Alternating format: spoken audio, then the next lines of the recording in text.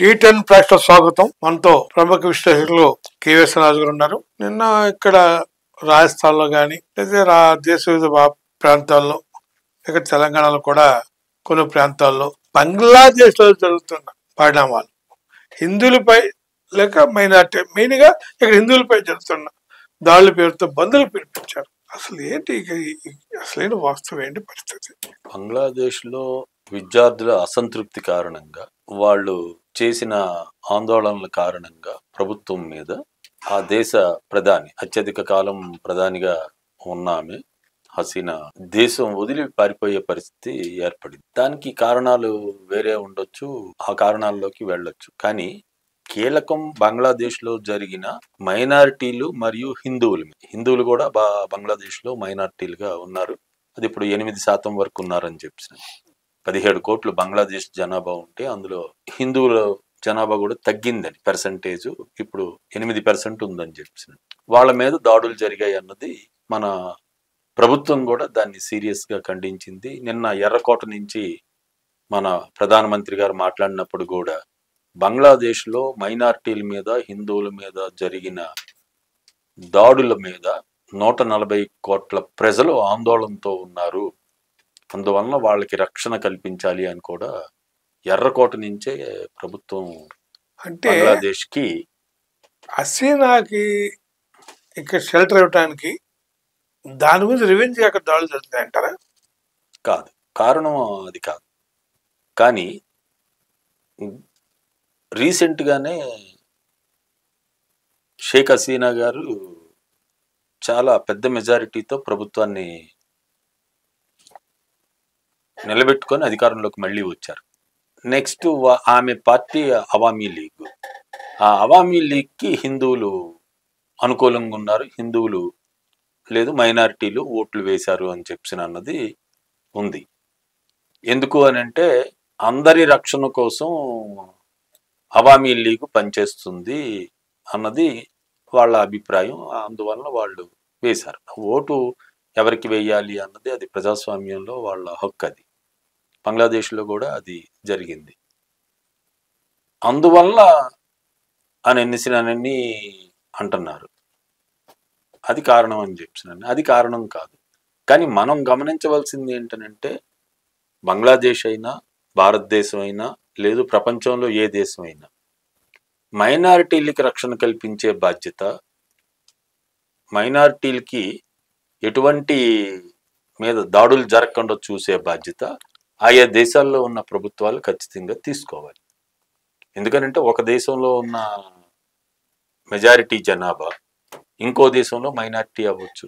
ఎందుకనంటే ఇప్పుడు ప్రపంచం అన్నది రోజు రోజుకి ఒక కుగ్రామంగా మారుతుంది. పొట్టకూటి కోసం లేదు మంచి విద్య కోసం మనకి దేశాలు నుండి ఇతర దేశాల్లో ఉన్న వాళ్ళు ఉన్నారు. అలాగే మన హిందువులు చాలా దేశాల్లో ఉన్నారు, మన ఇండియన్స్ కూడా భారతీయులు కూడా ఉన్నారు. అందువలన మీకు బంగ్లాదేశ్ ఘటనకి భారతదేశంలో కూడా అది పాటించాలి, భారతదేశంలో కూడా రక్షణ కల్పించాలి, అది సందేశం. అందువల్ల అది బంగ్లాదేశ్లో జరిగింది కాబట్టి బంగ్లాదేశ్ ప్రభుత్వం కూడా ఆ రూపంలో దాడులు చేయడం అన్నది మైనారిటీస్ మీద జరుగుతున్న దాడుల్ని ఖచ్చితంగా అణచాలి, మైనారిటీలకు అక్కడ రక్షణ కల్పించాలి, అది తీసుకోవాలి. కారణాలు ఏంటంటే అనేక కారణాలు ఉన్నాయి. హసీనా ప్రభుత్వం మీద ఎందుకు అంత తొందరగా అసంతృప్తి వచ్చింది, అసలు ఆ అసంతృప్తి అంత తీవ్రమైన ఆందోళన అది కూడా విద్యార్థుల్లో ఎందుకు వచ్చింది అన్నది 2-3 ఘటనలు ఉన్నాయి. అదేదో ఈ రోజు జరిగింది అన్నది కాదు, ఒక రోజులో వచ్చిన కోపం కూడా కాదు అది. సరే, ఇప్పుడు మీరు అన్నారు హసీనా మీద వ్యతిరేకత వచ్చింది. అందులో ఒకటి అనిపిస్తుంది, ప్రధానంగా రిజర్వేషన్స్. అక్కడ 71లో ఏర్పడింది, అంతగలితే 54 సంవత్సరాలు అయింది. అక్కడ రిజర్వేషన్ వల్ల ప్రమాదం జరిగింది, గొడవలు జరిగినాయి, విద్యార్థులు తెచ్చిపోయారు, రకరకాలు జరిగిందని చెప్తారు. చివరికి పారిపోయే స్టేజ్కి వచ్చారు. మనం భారతదేశంలో రిజర్వేషన్లు 40 నుంచి 78 సంవత్సరాలు కొనసాగుతున్నాయి. ఇక్కడ కూడా అటువంటి పరిస్థితి వచ్చే ప్రమాదం ఉందంటారా? భారతదేశంలో రిజర్వేషన్లు రాజ్యాంగం స్వాతంత్రం వచ్చిన తర్వాత రాజ్యాంగంలోనే సామాజికంగా వెనకబడిన ఎస్సీ ఎస్టీలకి కల్పించారు. తర్వాత ఓబీసీ అని 91లో కల్పించారు. Mental commission. అట్లాగే మోడీ గారు వచ్చిన తర్వాత 2019లో ఆర్థికంగా వెనకబడిన వారికి కూడా ఓ 10% రిజర్వేషన్స్ కల్పించారు. ఇవి భారతదేశంలో ఉన్న అసమానతలు, భారతదేశంలో సామాజికంగా కానీ ఆర్థికంగా కానీ ఉన్న అసమానతల కారణంగా ఆ అసమానతల్లో భాగంగా ఉన్న ప్రజలకి రిజర్వేషన్లు కల్పించారు. బంగ్లాదేశ్లో కల్పించిన రిజర్వేషన్లు అది కాదు.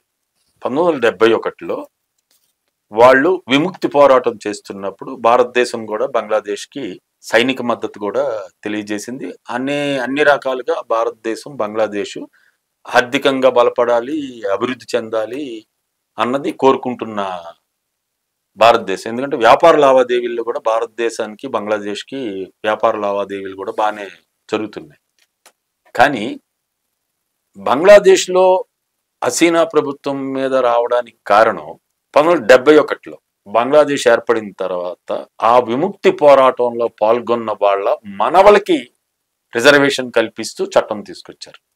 అది అల్టిమేట్ గా జరిగింది. అది కారణం కింద వచ్చింది. ఇప్పుడు అది అనేక ఘటనల తర్వాత, నేను ఇందాక మీకు చెప్పింది అదే, అనేక ఘటనల తర్వాత జరిగిన చివరి ఘటన మీద మొత్తం, అంటే గతంలో అనేక అంశాల్లో కోపం లేదు, ఆందోళన, ఇది అల్టిమేట్ గా ఎక్కడికి వచ్చింది అని అంటే ఆ రిజర్వేషన్ల మీద వ్యతిరేకంగా వస్తూ వచ్చింది. దానికన్నా ముందు తీసుకుంటే 3 ఘటనలు ఉన్నాయి. ఎందుకనంటే సుమారు 300 మంది విద్యార్థులు చనిపోయారని చెప్పినాను. 2 నెలల పాటు వాళ్ళు చేస్తున్న పోరాటం మీద మీకు కర్ఫ్యూ విధించి, వాళ్ళ మీద నిర్బంధం చేసి, వాళ్ళ హక్కుల్ని హరించి, ఇంటర్నెట్ లేకుండా చేసి, ఇవన్నీ చేశారని చెప్పి. అలాగే 2009 ఘటనలు కూడా ఆమె మీద ప్రజల్లో ఆ సెక్షన్స్ లో ఆ కోపం ఉందని. అట్లాగే మీకు విద్యార్థి ఉద్యమం కూడా రావడానికి కూడా కారణం అక్కడ ఆర్థికంగా ఉన్న ఇది కూడా విద్యార్థుల్లో తీసుకొచ్చిన కోపం. ఆర్థిక విధానాలు కానీ, లేకపోతే అసంతృప్తి కానీ, అసమానతలు. అమెరికా పాత్ర లేదంటారా? అమెరికా పాత్ర కూడా అక్కడ ఉంది ఒకటి, ఆ దీవి. అది తర్వాత మీరు ఆమె హసీనా గారే స్టేట్మెంట్ ఇచ్చారని చెప్పినాను. ఆ దీవి నేను అమెరికాకి అప్పజెప్పు ఉంటే నేను ప్రధానమంత్రిగా మా దేశంలో కొనసాగి ఉండే దాన్ని అని చెప్పినాను. ఆమె స్టేట్మెంట్ ఇచ్చినట్టుగా కూడా వార్తల్లో వచ్చింది ఆ దీవి. ఎందుకంటే ఆ దీవి చాలా కీలకం అని చెప్పినాను. మొత్తం భారతదేశం, చైనా, రష్యా, అంటే ఏషియన్ దీంట్లో ఆ దీవిలో కానీ, ఆ దీవి మీద అధికారం వస్తే అక్కడ కానీ సైనిక శక్తిని పెట్టుకుంటే ఖచ్చితంగా అమెరికాకి ఆసియా మీద పట్టుంటది, భారతదేశాన్ని, చైనాని, ఇంకా రష్యాని, వీటన్నిటిని. అందువల్ల ఆ దీవి ఆమె ఇవ్వలేదన్నది కూడా వార్తల్లో వచ్చింది. అది కూడా వచ్చింది. అంటే పాకిస్తాన్ అమెరికా ప్రోత్సహించింది అన్నది కూడా ఉంది. ఇదే అందుకే మీకు అమెరికా ప్రోత్సహించిన మీకు ప్రజల్లో అనేక రూపాల్లో వచ్చిన, అది కాకుండా హసీనా గారి ప్రభుత్వం మీద విద్యార్థులకే కాదు చాలా మందికి, మీడియా వాళ్ళకి కూడా కోపం ఉందని చెప్పాను. అది కూడా వచ్చింది. ఆమె ఒక చట్టం తీసుకొచ్చారు. ఆ చట్టం తీసుకొచ్చిన తర్వాత మీడియా మీద, జర్నలిస్టులని మీడియా మీద ఆంక్షల్ని పెట్టడం వలన అరెస్టులు జరిగాయి. సీనియర్ జర్నలిస్టులని, మీడియాకి సంబంధించిన వాళ్ళు కూడా జరిగాయని అది కూడా వచ్చింది వార్తల్లో. అది కూడా ఒక కారణం. ఐఎస్ఏ పాత్ర, పాకిస్తాన్ పాత్ర అనుకుంటారు. దాని మీద ఎక్కడ నేను వార్తల్లో చూడలేదు. పాకిస్తాన్ ప్రభుత్వం లేదా ఐఎస్ఐ పాత్ర ఉందన్నది ఎక్కడ నేనైతే గమనించలేదు. కానీ గమనించింది మాత్రం ఇవి అనేక పత్రికల్లో ఈ వార్తలు వచ్చాయి. ఈ వార్తల్లో కీలకమైనది కూడా ఒకటి కాదు, అది రెండోది మీకు ప్రజాస్వామిక హక్కుల్ని ఆమె రోజు రోజుకి హరించి ఒక అథారిటేరియన్ గా మారారు అని చెప్తున్నారు. అది కూడా వచ్చింది ఆమె మీద ఆరోపణ. ఆమె మీద కోపం రావడానికి, విద్యార్థులు, ప్రజలు తిరగబడ్డానికి, అది హింసాత్మకంగా కూడా మారడానికి, అసలు ఆమె దేశం వదిలి పారిపోవడానికి కూడా కారణం ఇది కూడా ఉందని చెప్తున్నారు. ఇప్పుడు అథారిటేరియన్ గారికి వస్తున్నారు మీరు, నిర్బంధం, నియంత్రణ గురించి మాట్లాడుతున్నారు. అవి వచ్చాయి. లేకపోతే ఒక దేశ ప్రధాని భారతదేశంలో కూడా ఈ మధ్య కాలంలో గత 10 సంవత్సరాలుగా తీవ్ర నిర్బంధం జరుగుతుంది.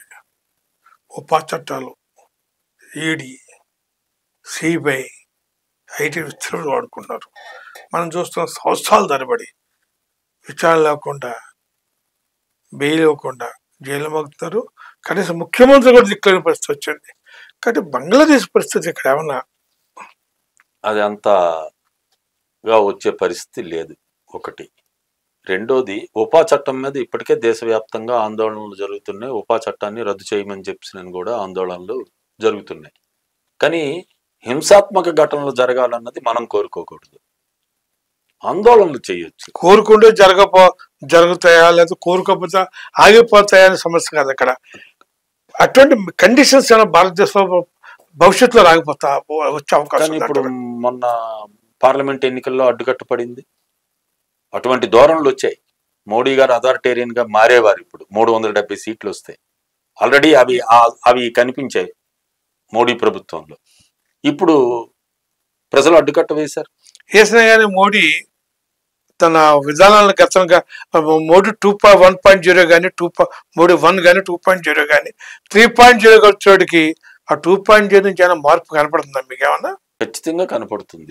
అది నిన్న ఎర్రకోట నుండి మాట్లాడిన సందర్భంలో మీరు ఆశీర్వదిస్తే నేను మన 2025లో కూడా ఎర్రకోట నుండి ప్రసంగిస్తానని చెప్పారు. అంటే ఒక విధమైన ఆందోళన ఆయనలో వచ్చి ఉండొచ్చు కదా. లేకపోతే ఎప్పుడు ఆయన ఎర్రకోట నుంచి ఇప్పటికి 10 సార్లు మాట్లాడారు. నిన్న మాట్లాడింది 11వ సారి మాట్లాడినప్పుడు ఈ విషయం ఎందుకు వచ్చింది? అది కూడా ఆయన ఖచ్చితంగా 5 ఏళ్ళు ఉండే ప్రభుత్వం. ఎందుకంటే 240 సీట్లు బీజేపీకి ఉన్నాయి. 2 మిత్రపక్షాలే మీకు చాలు. అది కాక ఇంకో మిత్రపక్షాలను కలుపుకుంటే 292 సీట్ల వరకు ఉన్నాయి. అందువల్ల ఆయన ప్రభుత్వానికి ఏం డోకా లేదు. కానీ ఎందుకు ఇది వచ్చింది? ఎందుకు ఆ మాట అంటే ఏ సందర్భంలో ఆయన అన్నారంటే ఒక భయం లేదు, ఒక అనుమానం అంటే బంగ్లాదేశ్ అన్నది వచ్చి ఉండొచ్చు. దీని మీద బంగ్లాదేశ్ పరిణామాలు ప్రభావం ఉందంటారా? బంగ్లాదేశ్ పరిణామాలు ఏముండవు, కానీ మోడీ గారు అనుసరించిన విధానాలే ప్రభావం. ఇప్పుడు మీరు ఇందాక చెప్పినవి నియంతృత్వ ధోరణి, తను ఎవరు చెప్పినా వినకపోవడం, తను చేయదలుచుకుంది చేయడం, అది దేశానికి ఉపయోగమా, దేశానికి లాభమా, ప్రజలకి లాభమా? లేదు. ప్రజల సమస్యలు లేదు, నిరుద్యోగం లేదు, ధరలు పెరుగుదల లేదు. రైతులు చాలా పెద్ద పోరాటం చేశారు రైతులు, కానీ చాలా శాంతియుతంగా చేశారు. చట్టాలను రద్దు చేశారు మోడీ గారు. అందువల్ల అటువంటి శాంతియుత ఆందోళనలు, పోరాటాలు మీకు భారతదేశంలో జరుగుతూనే ఉంటాయి.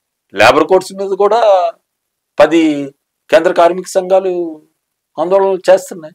సార్ ఇప్పుడు ప్రశ్న సార్, మోడీ ఒక నియంత్రిత విధానాలండి, లేదా ప్రజా వ్యతిరేక విధానాలండి, ప్రజాస్వామిక విధానాలండి, దీనికి వ్యతిరేకంగా ఇటు బంగ్లాదేశ్ తరపున ఒక రకం తిరుగుబాటు వస్తుంది అంటారా? ఇంకేదో రూపరాణాలు వచ్చే అవకాశం ఉందంటారా? బంగ్లాదేశ్ లో జరిగిన తిరుగుబాటు లాగా భారతదేశంలో వస్తుందా అన్నది ప్రస్తుతానికైతే నా అంచనాకి అది రాదు అని నా అంచనా.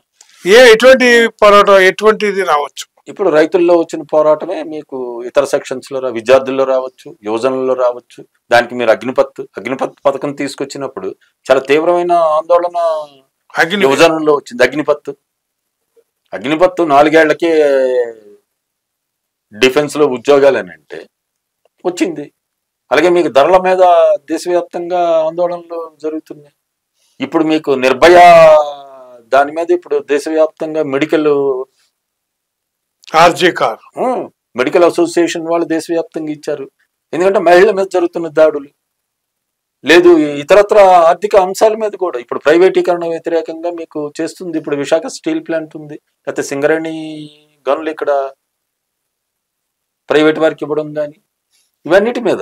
కానీ ఈ ఆందోళనలన్నీ మీకు మన ప్రజాస్వామ్యకంగా జరుగుతున్న ఎన్నికల్లో ప్రతిబింబించేటట్టు ఉన్నాయి. అది మొన్న లోక్సభ ఎన్నికల్లో ఈ అంశాలన్నీ మొన్న లోక్సభ ఎన్నికల్లో వచ్చాయి, ఇప్పుడు రాబోయే కాలంలో రాష్ట్రాల్లో ఎన్నికలు రాబోతున్నాయి. అందువల్ల ఆ ఎన్నికల్లో కూడా, ఎందుకంటే ప్రజాస్వామికంగా మన ప్రభుత్వాన్ని ఎన్నుకునే హక్కు మనకు 5 ఏళ్లకు ఒకసారి వస్తుంది ప్రజలకి. వాళ్ళ సమస్యల మీద వాళ్ళ పోరాటాలు ఆందోళనలు చేస్తూనే ఈ అవకాశాలు వచ్చినప్పుడల్లా అటువంటి నిరంకుశంగా ఉన్న ప్రభుత్వాలు, అప్రజాస్వామికంగా ఉన్న ప్రభుత్వాల్ని ఓడించిన ఘటనలు మన భారతదేశంలో చాలా జరుగుతూనే ఉంటాయి.